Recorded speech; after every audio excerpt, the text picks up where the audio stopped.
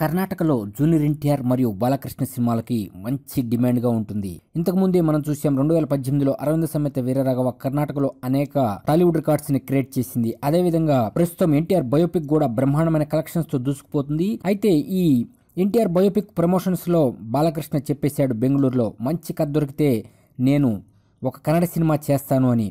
ఇప్పుడు ఏకంగా ఒక కన్నడ సినిమాలో నటించబోతున్నాడని బ్రేకింగ్ న్యూస్ టాలీవుడ్లో హల్చల్ చేస్తుంది. శివరాజ్ కుమార్ 125వ చిత్రం భైరత్ రణగల్లో ఒక గెస్ట్ రోల్ చేయబోతున్నాడని టాక్ వచ్చేసింది.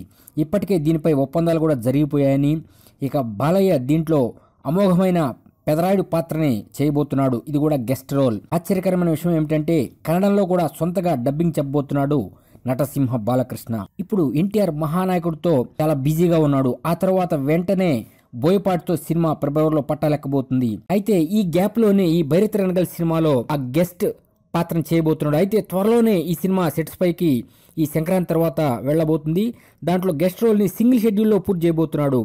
అంటే ఇక చెప్పేదే ఉంది, బాలకృష్ణ కన్నడంలో కూడా తన కుమ్ముని ఆరంభించేశాడని చెప్పొచ్చు. ఇక కన్నడంలో కూడా ఈ సినిమా బ్లాక్ బస్టర్ హిట్ అవ్వాలని మనమంతా కోరుకుందాం. ఏదేమైనా సరే బాలయ్య చెప్పింది చేస్తాడు అంటానికి ఉదాహరణ ఇది. ఎన్టీఆర్ బయోపిక్ ప్రమోషన్స్లో నేను కన్నడలో నటిస్తానన్నాడు, నటించబోతున్నాడు. సో ఈ వార్తతో ఇప్పుడు నందమూరి అభిమానులు మామూలు పండగలు చేసుకోవట్లేదు. కారణం కన్నడంలో కూడా తన స్టామినాని మరొకసారి చూపించి చలనచిత్ర రికార్డులు తిరిగి రాయాలని మనమంతా కోరుకుందాం. మీకు వీడియో నచ్చినట్లయితే లైక్ చేయండి, కామెంట్ చేయండి, షేర్ చేయండి. మర్చిపోవద్దు మా బాక్స్ ఆఫీస్ ఇన్ఫో యూట్యూబ్ ఛానల్ని సబ్స్క్రైబ్ చేయటం.